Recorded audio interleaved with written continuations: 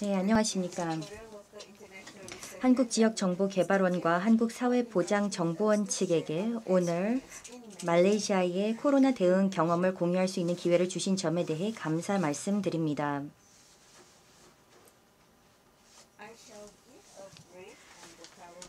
저는 말레이시아의 코로나 현황에 대해 간단히 말씀을 드린 이후 말레이시아 보건부에서 근 1년 가까이 코로나에 대응해 나가며 얻었던 교훈과 또 겪었던 도전 과제에 대해 말씀드리겠습니다. 2021년 4월 13일 기준 코로나 확진자 수는 26만 4천에 육박하였습니다. 2020년 1월 25일 말레이시아에서 첫 코로나 확진자가 발생하였습니다. 그리고 감염 경로를 추적해 보니 3명의 중국 국적자가 싱가포르에서 감염자와 밀접 접촉을 한 것으로 확인이 되었습니다. 이후 말레이시아는 3차례에 걸친 대유행을 경험하였으며 만약 표준 행동 지침, 즉 SOP를 제대로 준수하지 않을 경우 곧 4차 대유행이 발생할 수도 있습니다. 이 다음 장표는 코로나19 대응 과제 및 얻은 교훈을 요약을 하고 있습니다. 코로나19 대응에 있어 리더십과 팀워크가 특히 중요한 요소였습니다. 코로나 팬데믹을 통해서 여러 층위에서의 훌륭한 리더십과 양호한 계획 수립이 필수란 점을 알 수가 있었습니다. 매우 어려운 상황 속에서 뛰어난 선견 지명이 중요하면 이전 팬데믹 대응 경험과 코로나 관련 증거 및 자료를 신속하게 종합해 나가는 것이 도움이 될 수 있습니다. 선견 지명을 통해 새로이 부상하는 사안에 대한 신속한 대응을 촉진할 수 있습니다. 데이터를 바탕으로 미래를 예측하는 능력은 의료시설의 팬데믹에 대한 준비 태세를 파악하는 데 도움이 될 수 있습니다. 다양한 층위 간의 조율, 즉 중앙에서 주, 또 지역, 도시에서 1차 진료기관에서 또 병원 등 간의 조율은 수립한 전략을 이행하는 데 필수적이었습니다.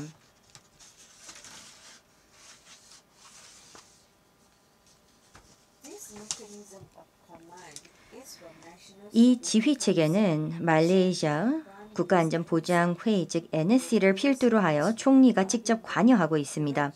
다양한 부처가 코로나 예방 및 통제를 위해 여러 주와 지역, 도시 전역의 여러 기관들을 통해 참여하고 있습니다. 말레이시아 보건부는 코로나19 예방, 대응 및 치료에 있어 필수적인 역할을 수행합니다. 보건부 국장이 기술위원회의 장을 맡고 있습니다. 인적 자원은 팬데믹 대응 및 관리에 있어 필수적 요소입니다. 보건부에서의 인적 자원 동원 전략도 이 팬데믹 상황에서 인적 자원 역량을 증대하는 데 매우 중요한 전략이었습니다. 그리고 인력이 과업을 잘 수행할 수 있도록 잘 조율하는 중요한 역할을 했습니다. 그뿐만 아니라 은퇴한 직원 및 인력과 신규 졸업생, 학계 및 자원봉사자들과 같은 여러 경로의 가용 인적 자원을 채용하는 것도 효과적인 전략이었습니다. 보건 분야에서는 필요한 작업을 수행하기 위한 역량을 꼭 갖춰야 합니다. 그런 면에서 자원봉사자들을 심사하는 절차는 많은 시간을 소요했습니다. 또한 자원봉사자에 대한 중앙화된 데이터베이스가 없었기 때문에 자원봉사자 채용은 무에서 시작해야 하는 상황이었습니다. 팬데믹을 통해 바로 투입할 준비가 된 인력 확보의 중요성을 우리는 확인할 수가 있었습니다.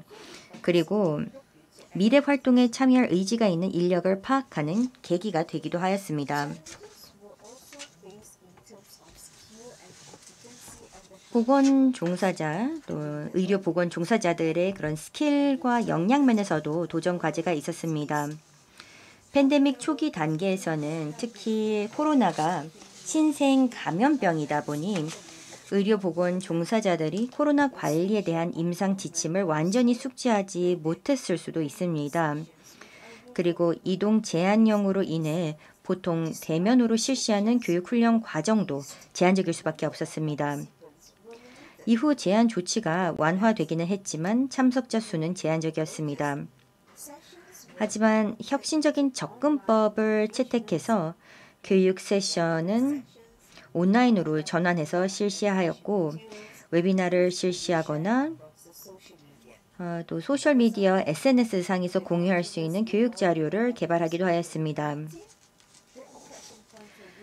또한 코로나19에 대한 정보가 계속 진화해 나가는 상황에서 감염관리 당국은 업데이트된 내용들이 의료 종사자들에게 제대로 전달이 되고 또 접근 가능하도록 하는 것이 매우 중요합니다. 그렇기 때문에 발표 슬라이드, 그림 자료, 팸플렛, 인포그래픽 및 감염 예방 관리 정보를 담은 동영상이 제작되어서 모든 의료보건 시설에 배포되었습니다. 또한 의료보건 종사자들은 바이러스 노출 위험에 상시 처해 있었습니다. 그리고 이 리스크는 낙인에 따른 불안과 우울증 등의 심리적 영향으로 더욱 가중됩니다. 그리고 극초기 단계에는 의료 종사자들 사이에서 환자로부터의 감염에 대해 걱정하는 우려도 제기가 되었습니다. 지속적인 지도와 긴밀한 감독관리 시스템, 그리고 의료시설 내 직업보건안전팀의 모니터링을 통해 중앙에 피드백을 전달하는 것이 의료보건 종사자 모두의 안녕과 건강을 모니터하는 데 중요하게 작용하였습니다. 또한 정신건강 및 사회심리 지지 기반을 구축하는 것도 의료보건 종사자들이 임무를 수행하는 그 투지와 동기를 지속하는 데 매우 중요했습니다.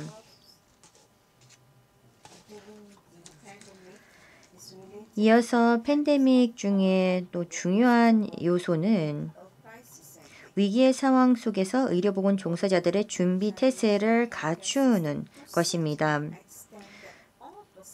코로나19는 전체 의료보건 체계의 큰 도전이었기 때문에 기술에서 지원, 임상에서 비임상에 이르기까지 모든 인력이 국가 대응에 있어서 어떤 식으로든 참여하였습니다. 따라서 프론트라이너 및 백라이너, 즉 일선 근무자와 후선 근무자와 같은 이런 용어들이 탄생하기도 하였습니다. 여러 기관들, 즉 정부 및 비정부 기구 및 조직, 그리고 각종 기관들이 다양한 임무를 수행하며 거대한 거국적 팀이 전방위적으로 대응에 나서는 그런 형태를 띠게 되었습니다. 따라서 모든 인력은 공중보건 상황에 대비하여 여러 파트너들과 협업할 수 있도록 어떤 형태로든 관련 교육을 받아서 사전에 준비하도록 하는 것이 매우 중요합니다. 이런 준비는 물리적 또 신체적 준비뿐만 아니라 정신적 준비까지도 내포하고 있습니다.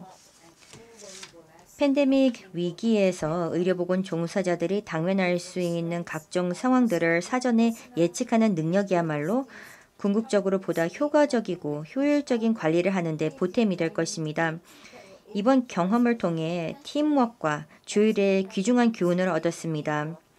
인력마다 지닌 상이한 강점들과 또 여러 다양한 팀들이 서로 조화롭게 상호 보완하며 새로운 역동적인 팀을 만들어 나갔는데 이런 팀이 있었기에 팬데믹 상황이 계속 변모해 나가는 동안에도 적절하게 대응할 수가 있었습니다. 다양한 층위와 상황 속에서의 소통은 협업과 협력 증진에 매우 중요합니다. 부처, 주, 또 기관 단위의 양호한 조율은 전체 과정의 순조로운 흐름을 위해 매우 중요한 또 다른 요소입니다. 여러 레벨에서의 또 여러 층위에서의 투명한 커뮤니케이션 및 소통은 믿음과 신뢰를 구축하는 데 중요합니다. 데이터 수집을 활성화하고 분쟁을 해결하고 정확한 정보와 정책을 전달하고 동료 간 배울 수 있도록 하는 것이 여기에서 중요합니다. 그리고 지원이 부족한 상황에서 보건부 외 기타 기관과 민간 의료 부문이 역할을 공유하고 파트너십을 강화하는 것이 매우 중요하다겠습니다. 해당 기관들이 서로 자원을 공유함으로써 병원의 캐파를 늘려나가고 필수적인 병원 서비스가 유지될 수 있도록 하고 보건부의 의료기관은 코로나19 환자 치료의 역할을 수행할 수 있도록 하는 것이 주요하다고 생각합니다. 우리가 극복해야 할 또 하나의 장애물은 허위 및 거짓 정보가 SNS 등을 통해 확산되는 문제입니다. 이는 의료보건 종사자뿐만 아니라 모든 층위에서 공포를 야기할 수 있습니다. 허위 뉴스가 대중 사이에서도 확산됨에 따라 그릇된 정보와 그릇된 해석의 위험을 야기하였습니다. 이렇게 되면 이미 엄청난 불확실성과 불안으로 점철된 상황에 공포와 불안을 가중하게 됩니다. 따라서 전담팀이 구성되어서 가짜 뉴스에 대응을 해 나갔고 일반 대중이 정보에 접근하고 검증할 수 있는 수단을 마련하였습니다. 이러한 극단적인 상황을 고려하였을 때 코로나19 팬데믹 정보에 대한 종합적인 데이터 공유 및 관리가 필수적입니다. 팬데믹을 통해서 효과적으로 데이터를 수집하고 분석할 수 있는 능력이 양질의 데이터를 확보하는 데 중요하다는 점을 우리는 깨달을 수가 있었습니다. 완전하고 정확하고 신속한 데이터를 매일 확보하는 것은 데이터 관리팀 직원들에게는 엄청난 과제입니다. 왜냐하면 여러 의료기관, 보건소, 주별 보건당국 등의 다양한 정보를 동시다발적으로 수집해야 하고 중앙정부 차원에서 추가 분석할 수 있도록 해야 하기 때문입니다. 여러 도전 과제가 그 과정에서 있지만 데이터의 완결성을 담보하기 위해 빈번하게 후속 조치, 즉 팔로업 조치를 취해야 하는 것도 그중 하나인데 그뿐만 아니라 여러 시설과 기관에서 데이터 관리 및 등록이 또 수기로 되는 경우, 또 수기로 작성되는 경우가 많았다는 점도 하나의 과제였습니다. 보건소에서 질병을 모니터링하기 위해 역학 정보도 예외는 아니었습니다. 높은 전염률을 감안을 했을 때 역학 조사는 대부분 유선으로 진행을 하였습니다. 하지만 전화나 인터넷 연결이 미비한 특정 농촌 지역에서는 역학 조사관들이 가정 방문을 할 수밖에 없었는데 소통을 맡은 기관들은 이런 주의 조치가 꼭 필요했던 그런 상황이었습니다. 모든 병원들을 전담하는 데이터 관리팀은 구체적인 임상 결과를 공개함에 있어서 병원과 임상 인력의 신뢰를 얻는 것도 하나의 과제입니다. 따라서 꾸준한 상호작용과 또 데이터 관리자와 감염병 팀 간의 가시성에 대한 논의를 진행함으로써 데이터 팀과 감염병 관리 담당자들 간의 좋은 신뢰관계를 구축하는 것이 중요하고 이를 통해 병원 및 의료직의 이해를 도모하고 상황을 극복을 해야 할 것입니다. 이러한 조치를 취한다면 분명 도움이 된다는 점을 확인할 수가 있었습니다. 데이터를 분석하기에 앞서 검증하는 절차는 특히 매우 어려웠고 말레이시아의 코로나 상황 속에서 수천 명의 환자 임상 정보를 다뤄야 했기 때문에 만만치 않았습니다.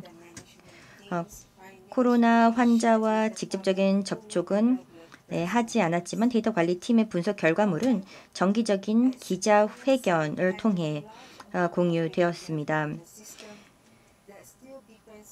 여전히 수기로 작성된 정보에 의존하여 대량의 환자 정보를 시스템에서 처리해야 했던 경험을 통해 우리는 또 귀중한 교훈을 얻었습니다.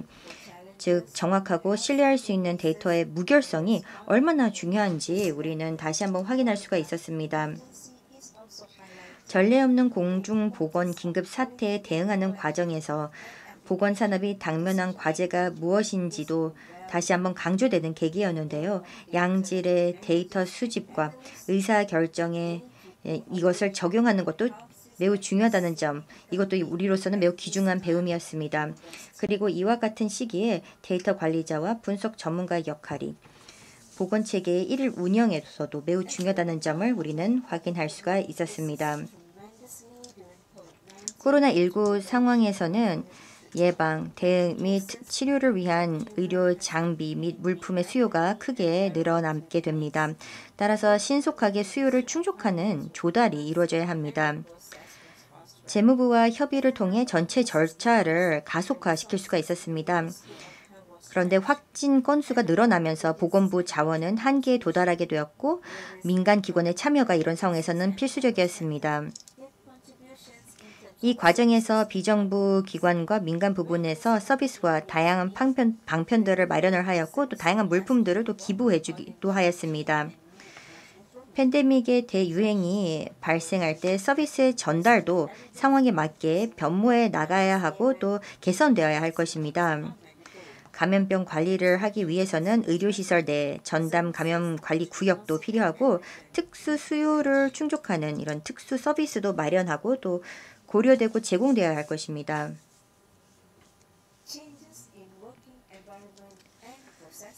다음은 코로나19 팬데믹 속에서 근무 환경 및 중요한 프로세스의 변화에 대한 내용에 대해서 다루도록 해보겠습니다. 이동 제한령과 감염 예방 및 관리에 대한 필요성 때문에 조직 관리도 변화에 적응해 나가야 했습니다. 예를 들어 보건부 내에서도 상부에서 여러 이니셔티브를 추진해서 각종 대응 활동을 현장에서 순조롭게 펼칠 수 있도록 하였고 코로나19라는 초유의 여건 속에서 양질의 보건 서비스가 효율적으로 전달될 수 있도록 하였습니다. 가장 큰 변화는 직원들이 재택근무를 할 수 있도록 각종 자료와 지침 및 절차를 마련하는 것이었습니다. 지침에는 각 부서의 재택근무 규칙을 담고 있었고 이에 따라 교대근무 체계가 구축이 되었습니다. 또한 근무 절차를 수정해서 직원들이 사무실로 출근할 때 사회적 거리두기 정책을 준수할 수 있도록 하였습니다. 급하지 않은 회의들은 연기가 되었고 급한 회의들은 온라인 회의 형태로 진행을 하였고 이렇게 함으로써 직원들의 코로나19 감염 위험을 낮출 수가 있었습니다.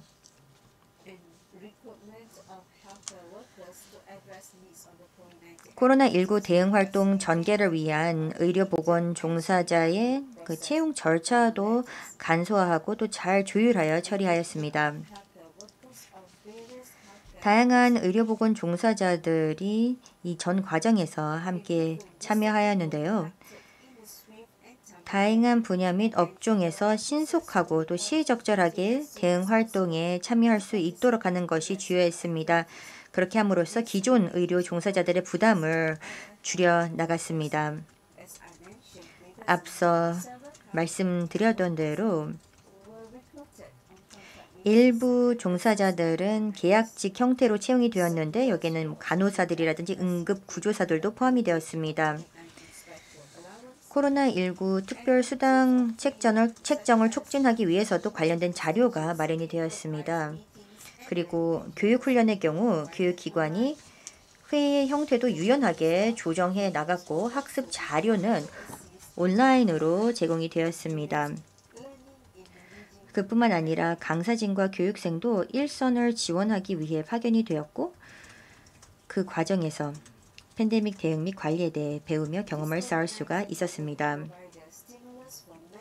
코로나19 팬데믹은 디지털 보건, 즉 디지털 헬스를 활용하는 다양한 이니셔티브를 마련하는데 촉매제 역할을 했다라고도 할 수가 있습니다. 하지만 여러 미비점들도 그 과정에서 우리가 확인할 수가 있었습니다. 인프라의 문제라든지 또 다른 여러 정부 기관과 마찬가지로 의료보건 종사자의 역량 등 풀어야 할 과제들이 여전히 남아 있습니다. 온라인 처리를 지원하는 데 필요한 인프라가 제한적인 것이 극복해야 할 가장 큰 과제였습니다. 화상회의를 위한 하드웨어 및 소프트웨어의 부족, 또 불충분한 대역폭 등이 농촌 지역에서 당면했던 가장 두드러진 인프라 문제였습니다. 코로나19 기간에 이 지역에서 단행한 회의들의 경우 불안정한 인터넷 연결 상태로 자주 끊겼습니다. 그리고 일부 장부는 무용지물에 가까운 경우도 있었습니다. 따라서 명확하게 메시지를 전달하는 데 애로점들이 있었습니다. 어플, 즉 애플리케이션 그리고 시스템도 나름 중요한 물론 참고해야 할 몇 가지 제약 요건들이 있었습니다. 예를 들어 보험 시스템 보안이 특히나 중요한데 해커나 정보 유출로부터 데이터를 안전하게 저장 보관하는 것이 어떤 중요한 과제다라고 할 수가 있겠습니다. 그런데 이것을 제대로 하기 위해서는 기존 시스템을 호스팅할 수 있는 고도의 서버가 인프라로 필요합니다. 따라서 미래 유지 보수를 위한 비용이 필요하며 이 시스템도 업그레이드, 업데이트해야 하는데 기존 시스템이 여러 상이한 표준을 사용한다는 점이 보건부로서도 과제로서 지금 현재 고민을 하고 있습니다. 물론 디지털 수단을 활용하여 수집된 데이터는 무수한 많은 장점을 갖고 있습니다. 우선 사람들이 수기로 작성해서 전달하는 것보다 디지털 수단으로 기록을 하게 되면 기록 오류도 적고 필체의 차이로 발생하는 오류와 또 수기 처리 절차에 수반된 노동의 부담도 우리가 줄일 수가 있습니다. 실시간 데이터 처리는 모든 층위에서 감염병 관리 효율성을 증대하는 데 도움이 될 수가 있습니다. 앞으로 보건부 기관 및 시설에서 필요한 인프라를 신속하게 갖추고 교육을 집행하며 디지털 해석 역량을 강화한다면 분명 가능하다라고 생각합니다. 코로나19 팬데믹과 관련한 또 다른 사안이자 과제는 전례 없는 코로나19 치료에 대한 수요입니다.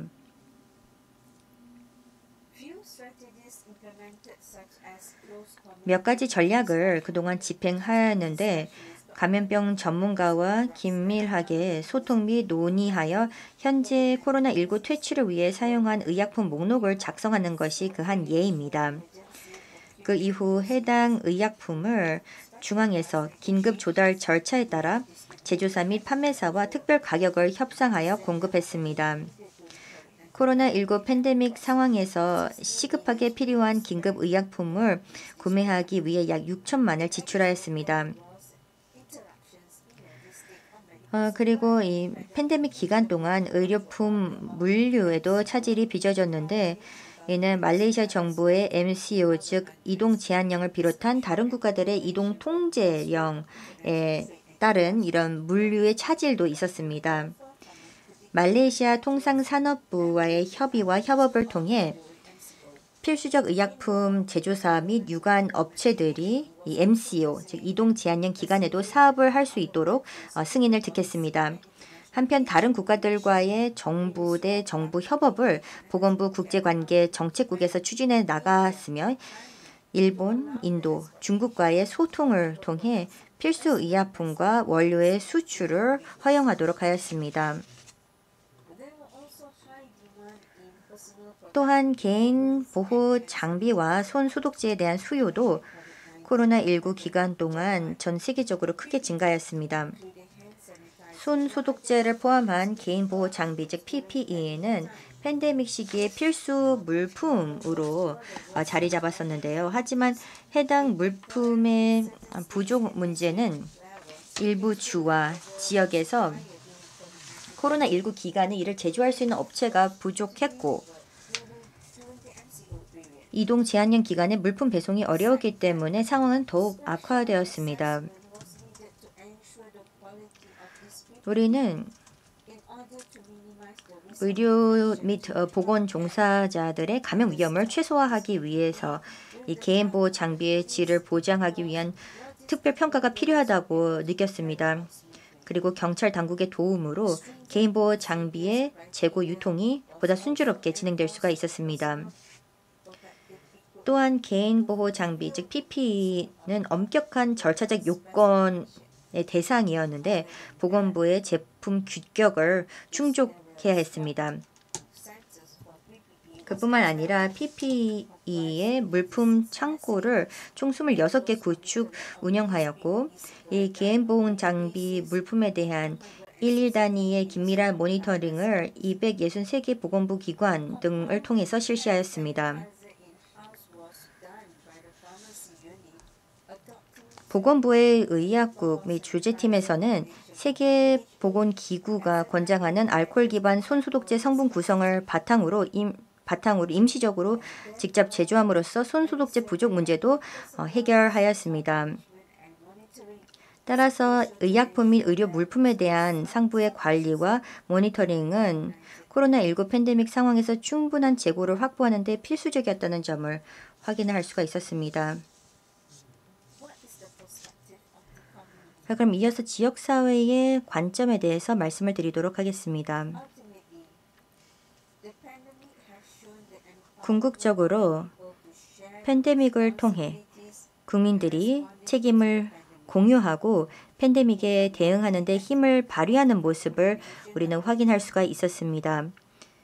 말레이시아와 같은 다민족, 다문화 국가에서 모두가 한마음이 되어 다양한 활동에 동참하도록 하였습니다. 다시 말해 집에 머물기에서부터 표준 방역 지침을 완전히 지키는 것, 그리고 도움을 주기 위한 자원봉사활동에 참여하는 등 모두 함께 하도록 하였습니다. 또한 국민들의 시각과 관점을 잘 반영하는 것이 현안을 이해하는 데 필수적인 전략이라는 사실도 우리는 배웠습니다. 지역사회의 여론 및 심리 분석이 전 지역사회의 관점을 이해하는 데 우리가 채택했던 접근법 중 하나였습니다.